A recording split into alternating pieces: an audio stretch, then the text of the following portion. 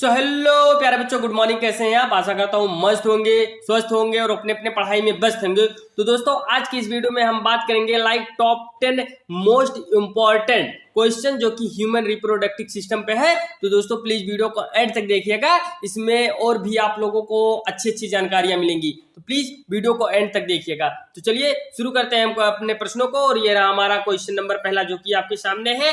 Like मानव में शुक्राणु का निर्माण कहाँ होता है? तो दोस्तों इस क्वेश्चन का हमारा राइट आंसर हो जाएगा ऑप्शन ए, बिरसट, जिसे हम टेस्टिस कहते हैं। मानव में शुक्राणु का निर्माण यही होता है। तो चलिए आगे बढ़ते हैं अपने क्वेश्चनों की तरफ। और ये रहा हमारा क्वेश्चन नंबर दूसरा जो कि आपके सामने दे दिया गया है। महिला में अंडाणु का निर्माण किस अंग में होता है? तो दोस्तों इस क्वेश्चन का हमारा राइट आंसर हो जाएगा ऑप्शन सी, अंडाशय में होता है। तो चलिए दोस्तों इसी के साथ हम अपने अगले प्रश्न की ओर बढ़ते हैं। और ये रहा हमारा क्वेश्चन नंबर तीसरा जो कि आपके सामने है। मानव में अंडाणु और शुक्राणु का संलयन कहाँ होता है? तो दोस्तों इस क्वेश्चन का हमारा राइट आंसर हो जाएगा लाइक अंडवाहिनी, जिसे हम फेलोपियन ट्यूब भी कहते हैं। मानव में शुक्राणु और अंडाणु का संलयन यहीं पे होता है। तो चलिए आगे बढ़ते हैं अपने क्वेश्चनों की तरफ। और ये रहा हमारा क्वेश्चन नंबर चौथा जो कि आपके सामने है। मानव में गर्भ धारण की औसत अवधि कितनी होती है? तो दोस्तों इस क्वेश्चन का हमारा राइट आंसर हो जाएगा ऑप्शन सी, 280 दिन होती है। तो चलिए आगे बढ़ते हैं अपने क्वेश्चनों की तरफ। और ये रहा हमारा लाइव क्वेश्चन नंबर पांचवा जो कि आपके सामने दे दिया गया है।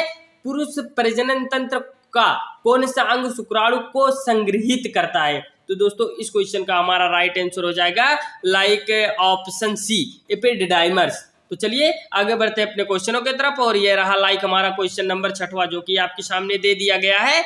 ये रहा दोस्तों, महिला में गर्भ का विकास किस अंग में होता है? तो दोस्तों इस क्वेश्चन का हमारा राइट आंसर हो जाएगा लाइक ऑप्शन बी, गर्भाशय में होता है। तो चलिए आगे बढ़ते हैं अपने क्वेश्चनों की तरफ। और ये रहा लाइक हमारा क्वेश्चन नंबर 7वां जो कि आपके सामने है। मानव में वायु गुणसूत्र किससे प्राप्त होता है? तो दोस्तों इस क्वेश्चन का हमारा राइट आंसर हो जाएगा ऑप्शन बी, पिता से प्राप्त होता है। तो चलिए आगे बढ़ते हैं अपने क्वेश्चनों की तरफ। और ये रहा हमारा क्वेश्चन नंबर 8वां जो कि आपके सामने है।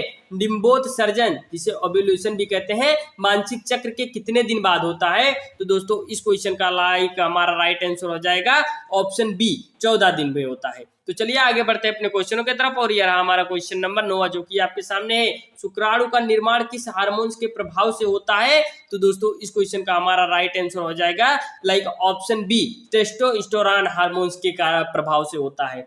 चलिए आगे बढ़ते हैं अपने क्वेश्चनों की तरफ। और यह रहा हमारा क्वेश्चन नंबर 10वां जो कि आपके सामने दे दिया गया है।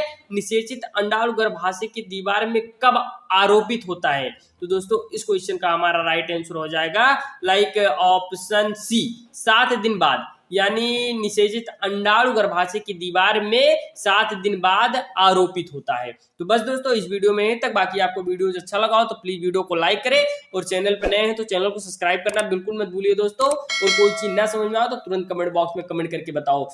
और हाँ दोस्तों, आप हमारे साथ सुबह 6:30 बजे जुड़ जाया करिए, क्योंकि सुबह 6:30 बजे ही लॉन्ग वीडियोज आ जाती हैं। तो बस इस वीडियो में यहीं तक। मिलते हैं आपसे अगले वीडियो में। जब तक के लिए धन्यवाद।